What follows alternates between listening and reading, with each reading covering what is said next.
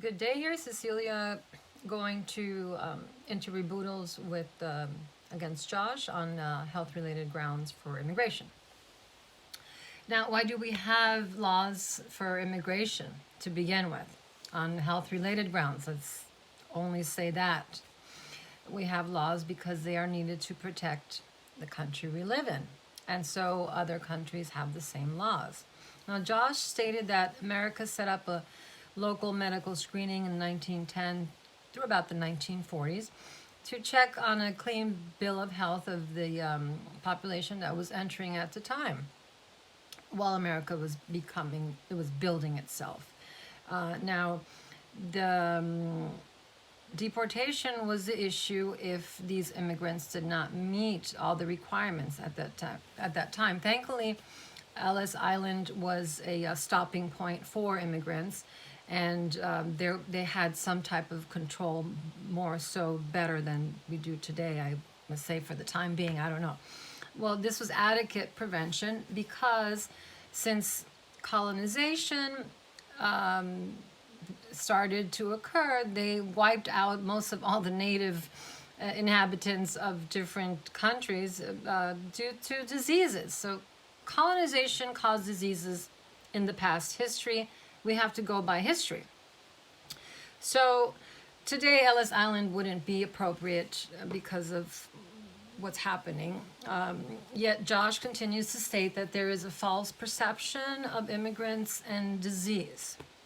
Well, as stated by the foreignness of germs, the persistent association of immigrants and disease in America society, Blackwell Publishing 2002, states that the presence of serious public health risk factors, including tuberculosis, malaria, poorly understood infectious diseases, shrinking economy resources for epidemiological surveillance and the delivery of primary care, and the recognition of the profound mental health disorders generated by genocidal practices in the war-torn countries such as Africa, Middle East, and Europe, not to mention the prospects of bioterrorism, all point to potential episodes in which the appearance of a specific epidemic disease may again be associated with foreigners.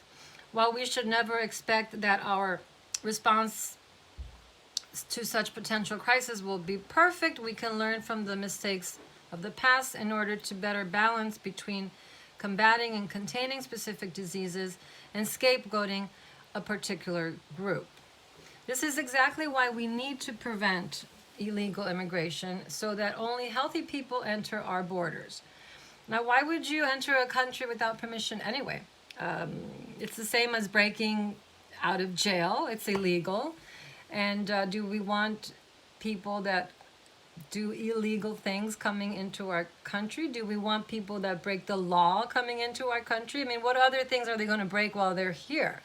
And yes, I can agree with Josh that we do allow tourists to come in without a clean bill of health, but the argument here is not tourism, it's illegal immigration, let's say that.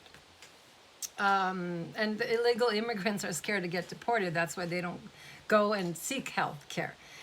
So Josh also stated as an example that a student with illegal immigration status did not receive a COVID relief fund.